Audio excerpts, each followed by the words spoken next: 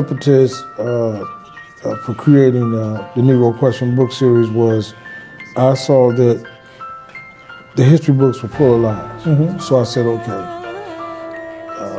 What I would do was I would take the internet and use it as an archaeological tool to go into these private libraries, museums, private collections that these Europeans or these Gentiles had around the world without real history. So I used the internet as an archaeological tool to go back and to take back the untampered artifacts, any ancient or medieval manuscripts, any eyewitness accounts that could prove who we were. Okay, so I started at the most finite or the smallest level, the beginning, to determine, is this thing true? Are we really the Israel of the Bible? So I found, case in point, I found a map that was created in 1751 by Emmanuel Bowen. Emmanuel Bowen was the royal cartographer for two kings, King George and King Louis. He goes into West Africa and he came up, I don't know if you guys can see this map, but this particular map, this is called the Negro Question Part 2, but this map, which was created in 1751, actually 1747, it shows that the Europeans called it the Slave Coast, but the original name on this map is the Kingdom of Judah. This map also is being housed in Northwestern University's map inventory.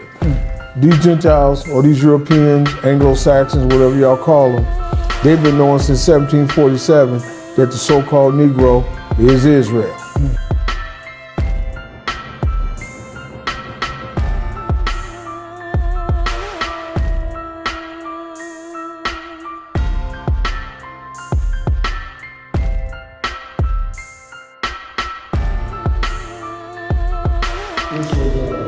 This is the Hammurabi stele. This is one of the oldest recorded, one of the oldest artifacts that recorded the Ten Commandments. Oh wow! I think this might be Gupta, ancient Sumer. And these crowns right here, when you see this represents power and authority. Okay. Wow. That's how the ancient. What did you call this thing? This is stone stele. It's called a Hammurabi stele. Oh, I see the little writings in that little. Yeah. Are those the? This ain't Hebrew. What kind of text is that? That the F.O.P.E? No, that's that. What you call it? That's that wedge-shaped text. They used to use. The stylus. Yeah. Okay. Yeah. And it was called. What's it called? F.O.P.E? It's called something else. Wedge-shaped. But this was one of the original, one of the most ancient languages. This is a hard language. It's not hard, but it's tedious. You know? Yeah. Yeah. It's tedious. All right.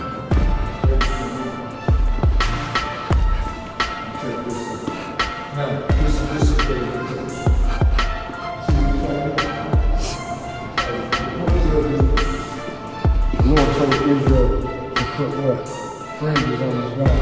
What do you see? These are fringes. Yeah. But you got fringes up here. The museum has miscategorized this artifact.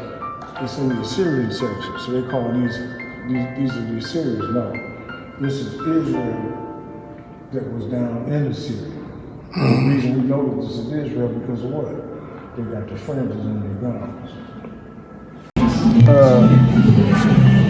I have a word underlined here in the book of Luke. I think it's Luke, the 3rd chapter, the 26th verse. This word right here, N-E-G-G-E. Yes, sir. And the purpose of this brief interview is to show you that it is impossible that this word could be N-A-G-G-E because every Hebrew letter is followed by the letter A. So you see this? So if you got in Hebrew, the Alif is AA, the Bet is BA, the Dalet is DA, the Gamil is GA, the Dalet is DA, and so on and so on. The Lamid is LA, the Mim is MA. So when you see the word in that 3rd chapter. Now, what is that? That's the lineage of Jesus? Yeah, it's giving his lineage. And so when you see the word NEGGE, that was the word that was shown in Luke, the 3rd chapter, 26 to the 28th verse. This is impossible. So it should have been spelled NEGGE.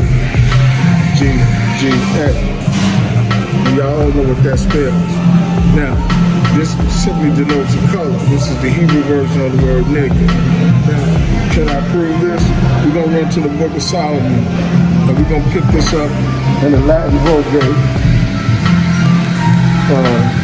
Now, the Latin Vulgate was written 380 AD by St. Jerome.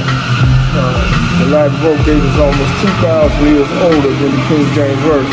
Now, let's see what it says. The Song of Solomon, the 1st chapter, here it is, right? 1st chapter, and verse 4. Your book says, in the King James Version, it says, I'm black but beautiful. Right. But in the Latin Vulgate, it says, NEGRO sum de formosa, which means Solomon was called a nigger or a nigger. And at that time, the word was not, it didn't carry negative connotations. At that time, it simply meant black. Wow. And even though we're not teaching a lesson today, the color of Israel, this was understood to be the color of Israel and King Solomon back in the year 380 AD. So the so-called Gentile scholars have known since 380 AD that this is the original color of the Hebrew Israelites.